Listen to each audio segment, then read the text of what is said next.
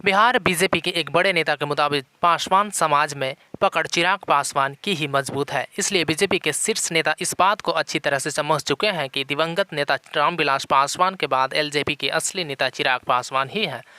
LJP Ramvilas का गठबंधन BJP के साथ लगभग तय हो चुका है। चिराग पासवान जल्द ही इसकी औपचारिक घोषणा करने वाले हैं। वैसे 9 जुलाई को पार्टी की तरफ से चिराग पासवान को अधिकृत किया गया था।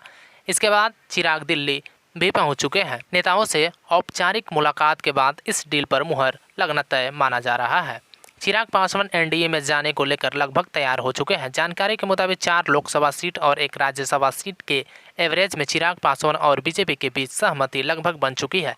पिछले दिनों बीजेपी की तरफ से बिहार के नेता और केंद्रीय मंत्री नित्यानंद राय चिराग पासवान से बात करने के लिए आवास पहुंचे थे। इसके बाद एलजेपी के पदाधिकारियों के साथ बैठक में चिराग पासवान को बीजेपी के साथ समझौता करने को लेकर अधिकृत किया गया था। 9 जुलाई को चिराग पासवान ने खुद कहा था 2-3 बैठक के बाद कुछ मुद्दे तय हो जाएंगे, ऐसी उन्हें उम्मीद है। दरअसल 9 जुलाई को पार्टी के पदाधिकारियों के साथ बैठक करने के बाद चिराग दिल्ली पहुंच चुके हैं। यहाँ बीजेपी के केंद्रीय नेताओं से मुलाकात के बाद औपचारिक घोषणा शेष रह गया है। बीजेपी के केंद्रीय नेताओं से मुलाकात करने के बाद औपचारिक घोषणा भी हो जाएगा। सूत्रों के मुताबिक चिराग पासवान 6 लोकसभा सीट और 1 राज्यसभा सीट की मांग पर अड़े थे। बीजेपी के साथ इन मांगों को लेकर लंबे समय से बातचीत चल रही थी। कई मुद्दों पर चिराग बीजेपी का खुलकर समर्थन कर रहे थे, लेकिन बीजेपी के साथ एनडीए में जाने के सवाल पर समय के इंतजार करने के बाद सवाल को टाल दिया करते थे। केंद्रीय मंत्री नित्यानंद राय से मुलाकात के बाद दिल्ली पहुंचे चिराग पासवान जल्द ही एनडीए में शामिल होने की घोषणा करने वाले हैं। जानकारी के मुताबिक चिराग पासवान को हाजीपुर लोकसभा सीट भी आवंटित किए जाने की बात तय हो चुकी है। जाहिर है चिराग और बीजेपी के साथ औपचारिक सहमति के बाद हाजीपुर से सांसद और केंद्रीय मंत्री पशुपति कुमार पारस एनडीए में बने रहकर हाजीपुर से चुनाव लड़ना संभव नहीं लग रहा है। बिहार बीजेपी के एक बड़े नेता के मुताबिक पासवान समाज में पकड़ चिराग पासवान की ही मजबूत है। इसलिए बीजेपी के शीर्ष नेता इस बात को अच्छी तरह से समझ चुके हैं कि दिवंगत नेता रामविलास पासवान के बाद एलजेपी के असली नेता चिराग पासवान ही है।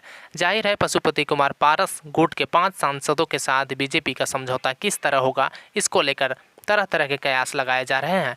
माना जा रहा है कि पारस गुट को 1 सीट देकर मैदान में उतारा जा सकता है, लेकिन हाजीपुर सीट चिराग पासवान की एलजेपी को देने के लिए बीजेपी तैयार हो चुकी है। चिराग पासवान एनडीए के लिए क्यों है अहम?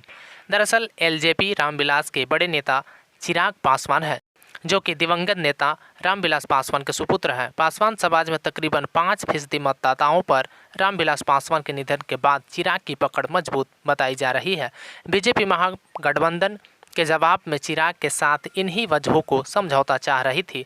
बीजेपी के पाले में हिंदुस्तानी आवाम मोर्चा पहले ही आ चुकी है।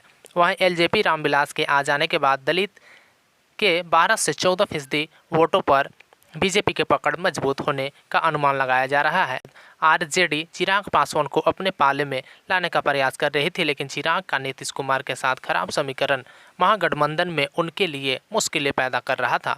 आरजेडी नेता के मुताबिक चंद दिनों पहले ही चिराग पासवान आरजेडी की पहल पर साफ इनकार कर चुके हैं। इसलिए यह साफ हो गया था कि एनडीए के साथ ही जाने वाले हैं। जाहिर है एनडीए के साथ समझौता को लेकर लगभग तैयार हो चुके हैं। चिराग पासवान जल्द ही लोगों के बीच एक बार फिर पीएम मोदी का अनुमान बताने से परहेज नहीं करने वाले हैं। दोस्त, इस विषय में आप अपनी राय लिख सकते हैं और जानकारी अच्छी लगी हो तो प्लीज़ वीडियो को लाइक कीजिएगा। चैनल पर नए होंगे तो चैनल को सब्सक्राइब कर लीजिएगा। मिलते हैं नेक्स्ट वीडियो में।